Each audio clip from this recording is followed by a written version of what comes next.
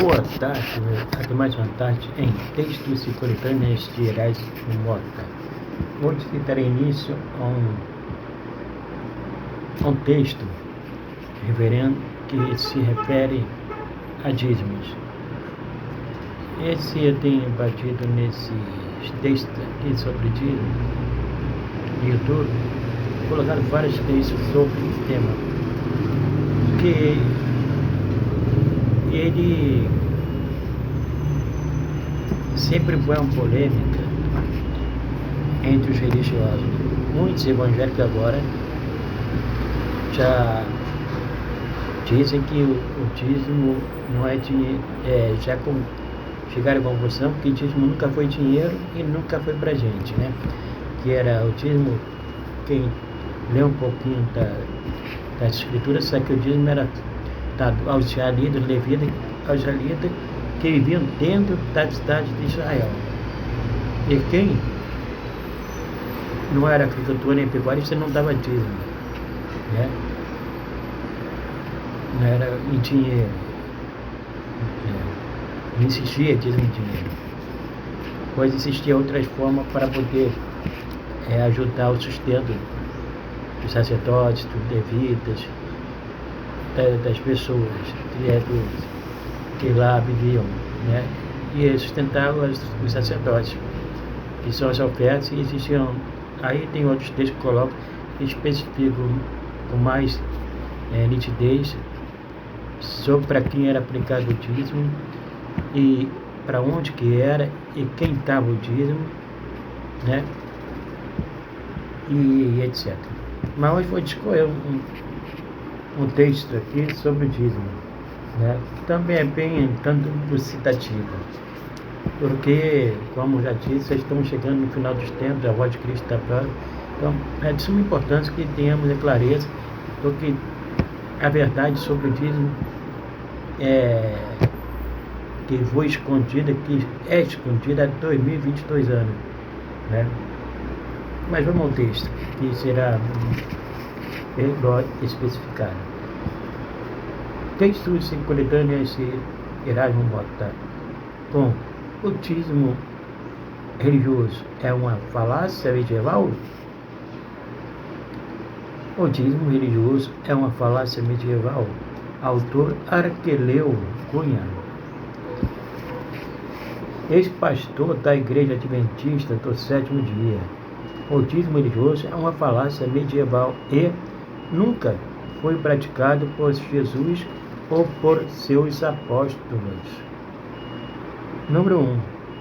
Em primeiro lugar, vamos esclarecer o que era a lei do dízimo na Bíblia. Era uma lei cerimonial e provisória que servia para alimentar uma família sacerdotal de vida humilde, proibida de ter propriedades, e era parte da velha aliança escrita por Moisés, porque foi abolida por Cristo ao morrer na cruz. Jesus então instituiu a nova eterna aliança. A lei do dízimo na Bíblia era alimento e jamais foi dinheiro.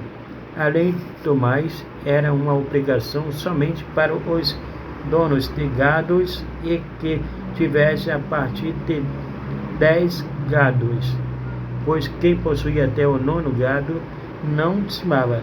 Também era uma obrigação para os agricultores que produziam em suas terras grãos e frutos.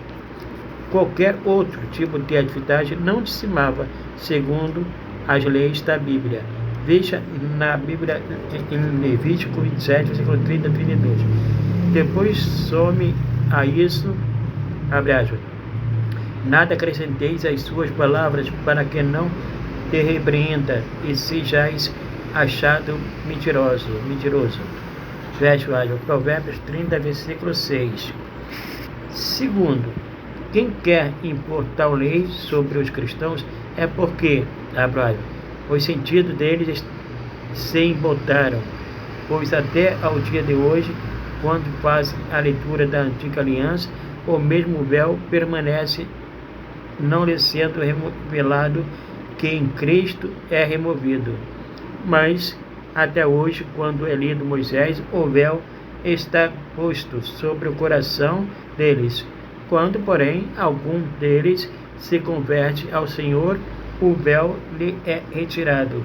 Ora, o Senhor é o Espírito, e onde está o Espírito do Senhor, aí há liberdade. Fecha aspas. 2 Coríntios 3, 14 a 17.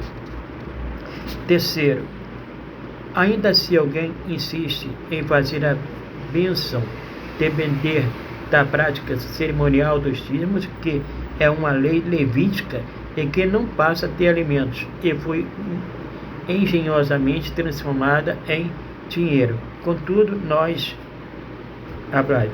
pelo contrário, rejeitamos as coisas que por vergonhosas se ocultam, não andando com astúcia, nem adulterando a palavra de Deus. Antes, nós recomendamos a consciência de todo homem na presença de Deus, pela manifestação da verdade. Fecho aspas. 2 Crônicas 4, versículo 2. Quarto, adulterando a palavra astuciosamente num passado distante, fizeram o dízimo virar dinheiro e o tornaram um requisito de bênção ou maldição para os cristãos. Porém, abro aspas, todos quantos, pois, são da obra da lei, estão debaixo da maldição, porque está escrito: maldito todo aquele que não permanecer em todas as coisas escritas no livro da lei, para praticá-las. Fecho aspas. Gálatas 3, versículo 10. Número 5. Se alguém quer restaurar a lei dos dízimos, terá que restaurar tudo mais que a lei cerimonial o diz, como o sacerdócio levítico, o templo no Monte Sião, lugar para onde tinha que ser obrigatoriamente levado o dízimo, pois o lugar e o dízimo e os demais rituais eram inseparáveis. E isso será a parte mais difícil, porque no lugar do templo foi construída uma mesquita islâmica. Também terá que restaurar a circuncisão, os sacrifícios rituais ou os 7 sábados cerimoniais e etc. Mas, se para sermos salvos temos que dizimar, e se a bênção a justiça é mediante a lei, segue-se que morreu Cristo em vão. Verso em Gálatas 2, versículo 21. Sexto, de Cristo vos desligastes, vós que procurais justificar-vos na lei da graça decaístes, porque nós, pelo Espírito, aguardamos a esperança da justiça que provém da fé, porque em Cristo Jesus nem a circuncisão, nem a incircuncisa tem valor algum, mas a fé que atua pelo amor, vós corrieis bem. Quem vos impediu de continuardes a obedecer à verdade? Fecha aspas. Gálatas 5, 4 a 7. A circuncisão era para os judeus o que o dízimo de dinheiro se tornou hoje para as ordens religiosas e para os cristãos que conseguiam dominar. Sétimo, deveriam, contudo, mudar o nome de dízimo para imposto religioso, tributo religioso, mensalão ou qualquer outro nome, mas não dízimo, pois dízimo é uma lei cerimonial de alimentos para um sacerdote levítico, da lei de Moisés, pertencente a um sacerdócio imperfeito e provisório, de um templo feito por mãos humanas, cujos serviços foram abolidos. Oitavo, o dízimo de hoje não é o dízimo bíblico, e assim não pode ser chamado. É como o batismo praticado com um pouco de água na cabeça. É chamado mundialmente de batismo, mas não pode ser chamado de batismo, pois batismo na Bíblia é a prática de mergulhar em água. Tanto a palavra batismo como dízimo está com o sentido corrompido. fazendo a Bíblia dizer o que ela nunca disse. 9. Eu não entrego um dízimo de meus rendimentos para uma organização religiosa, porque sou seguidor de Jesus e não de homens. 10. Jesus jamais pagou ou entregou algum dízimo. A promessa de salvação é para o vencedor, e o vencedor é aquele, que guardar até ao fim as minhas obras. Fecha aspas. Disse Jesus em Apocalipse 2, versículo 26. 11. Dizimar nunca foi uma obra de Jesus, nem dos apóstolos, nem de qualquer cristão.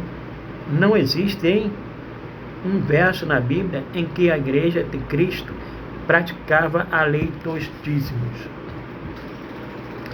12. A lei levítica com o sacerdote,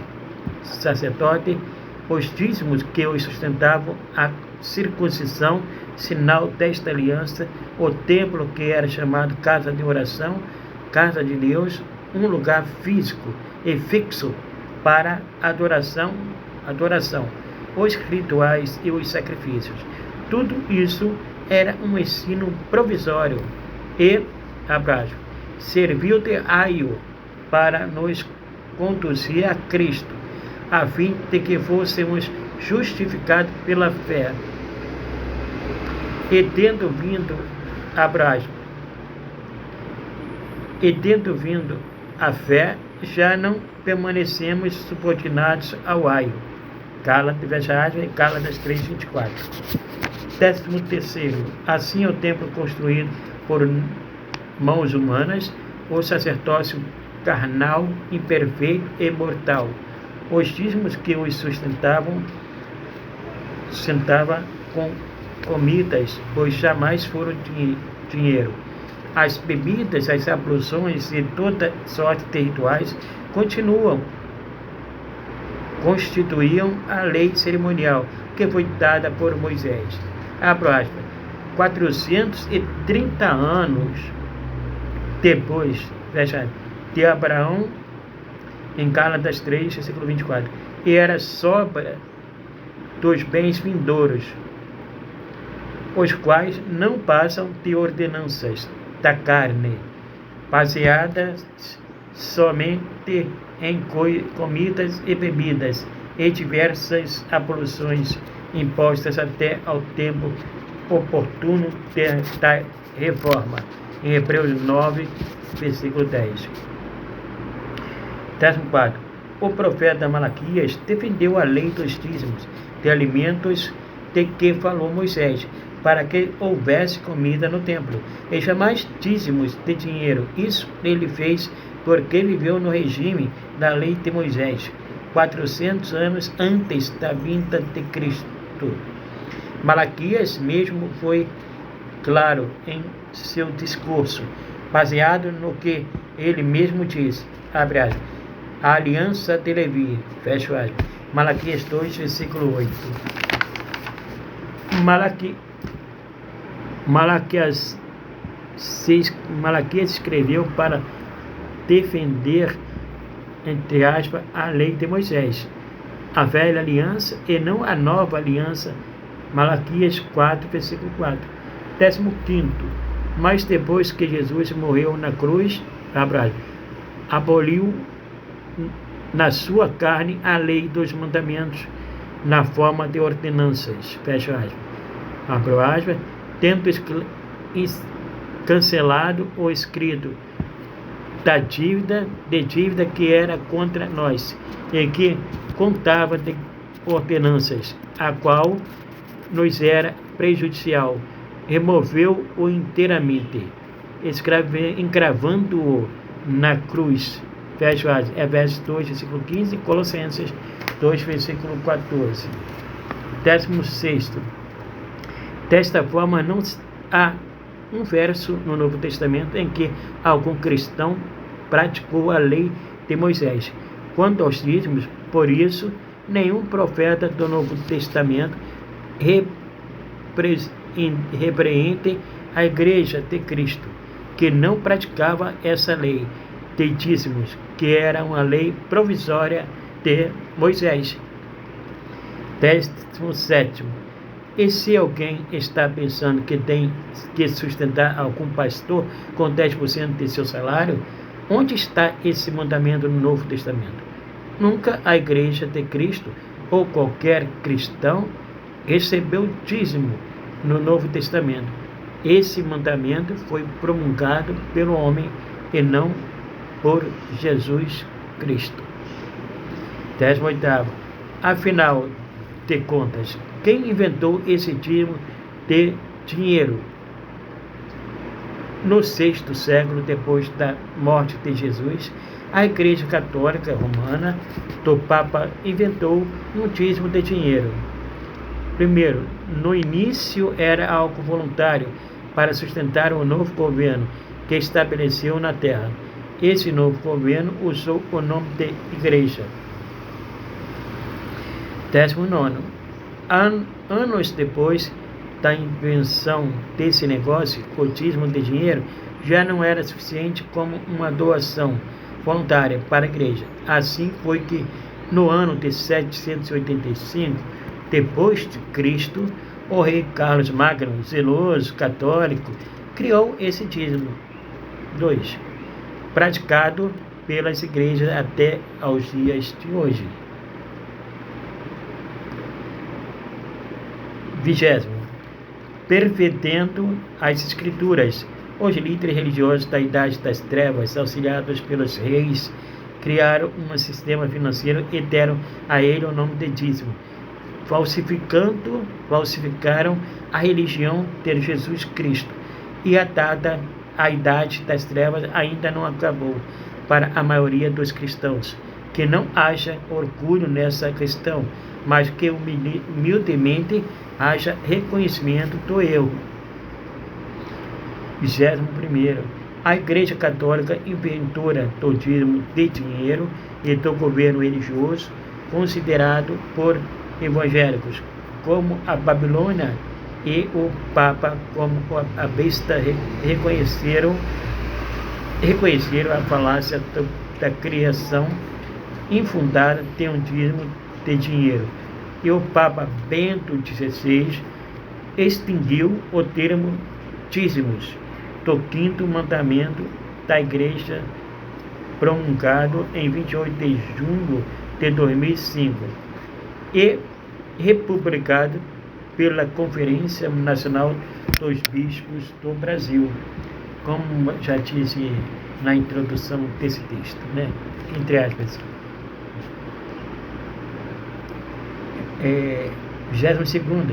Quero todo o meu dinheiro de volta, pois fui iludido nesse negócio. Fizeram-me pensar que estava dando dinheiro para Deus, mas, na verdade, para uma empresa religiosa, para um governo de homens. Será que vão devolver o meu dinheiro para que eu possa entregar finalmente a Deus? E os meus 15 anos de serviço fiel a essa instituição, quem pode me devolver?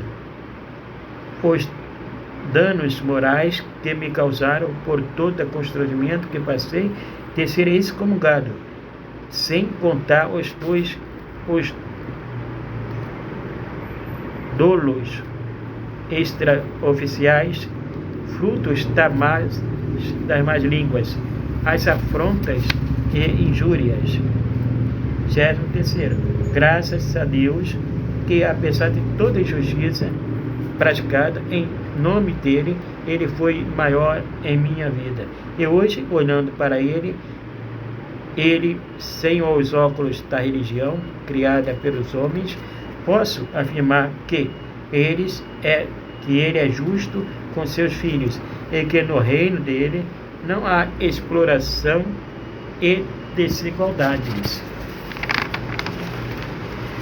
24. Te amo mais, Jesus, mais que nunca. Celebro tua bondade e justiça. Rei eterno, somente tu és o meu pastor e nada me falta. Louvado seja o Eterno, pois agora vós passaste a reinar. na minha vida. Foi deixado com César o que era de César, dele, o governo deste mundo, e foi dado a ti o governo de minha fé. Aconteceu a separação dos poderes, aos homens os governos do mundo, e a Jesus o governo da fé. O reino dos céus virás buscar o teu rebanho, e não o rebanho dos outros pastores, pois os que se apropriam de ovelhas alheias são ladrões e salteadores. 25. Quem dera entendesse o que disseste quando desafiado pelos líderes religiosos. Abre aspas. Dai a César o que é de César, e a Deus o que é de Deus. Fecha aspas. Em Mateus 22, versículo 21. A cara de César ainda está no dinheiro, mas a tua, Jesus, está no rosto dos homens, dos fiéis, dos pequeninos, dos esquecidos. Que os líderes religiosos deixem o poder e o domínio com os governantes desse mundo, e se querem governar e exercer o domínio, aproveitem a democracia e reconheçam que todo governo nesse mundo é de César, mas o governo religioso pertence somente a Deus. 26. Quando os apóstolos pensaram em um governo religioso liderado por Cristo e partilhado com eles, Jesus, chamando-os para junto de si, disse-lhes: sabeis que os que são considerados governadores dos povos têm-nos sob o seu domínio, e sobre eles os seus maiorais. Entre vós será esse o que vos sirva, e quem quiser ser o primeiro entre vós será servo de todos. Pois o próprio Filho do Homem não veio para ser servido, mas para servir e dar a sua vida em resgate por muitos. Fecha aspas. Em Marcos 10, 42 a 45. 27. Enquanto os fariseus exerciam o governo religioso sobre as pessoas, elas não puderam receber o único e verdadeiro pastor, nem entrar no reino de Deus. E eles mesmos, enquanto exercem a administração religiosa, não dão a Deus o que é de Deus. Aprisionam as pessoas a si mesmos, a sua forma de fé, a vida dos homens que confiam em sua liderança religiosa é transformada em base da pirâmide de seu governo religioso. 28. Quando Jesus falava reino dos céus, é porque ele é dos céus mesmo e não da terra. Contudo, continuo orando. Abro aspas. Venha o teu reino, fecha aspas. Porque o reino dele está vindo, mas enquanto ele não vem, é um reino espiritual. Abrindo aspas, interrogado pelos fariseus sobre quando viria o reino de Deus, Jesus lhe respondeu: não vem o reino de Deus com visível aparência, nem dirão ele aqui ou lá está, porque o reino de Deus está dentro de vós. Fecha aspas, em Lucas 17, versículo 20 e 21. 19. Quem rejeita qualquer governo religioso e faz de Jesus seu único pastor, vivendo suas práticas de caridade, está vivendo a religião de Deus. O que passa disso é religião de homens. Bem, meus amigos, aqui eu concluo mais esse texto aqui sobre a verdade sobre o dízimo, que não foi escrito por mim. Quem escreveu esse texto foi Arqueleu Cunha, o autor, ex-pastor da Igreja Adventista do Sétimo Dia. Bem, meu irmão, mais uma vez, sou grato pela atenção que me dispensasteis nessa pequena preleção sobre esse tema que é de alta relevância para os nossos tempos, né? Como eu disse, estamos o tempo está sendo apremiado para que, quando Jesus voltar, ter pessoas na terra para serem salvas, né? E outra passagem aqui, o amor de muitos estão esfriando. Em verdade vos digo, temos que amar as pessoas nas suas vertentes variadas, né? Como tem pretido em alguns vídeos que eu tenho postado. Mas que, como sempre digo, que só o amor tem poder supremo de transformar as vidas e nos tornar em pessoas melhores e cada vez mais nos aproximarmos de Deus, para que possamos ter a oportunidade de ganhar a salvação e de entrar na Jerusalém eterna com Cristo no convívio dos eleitos. Até breve, se assim o Eterno permitir.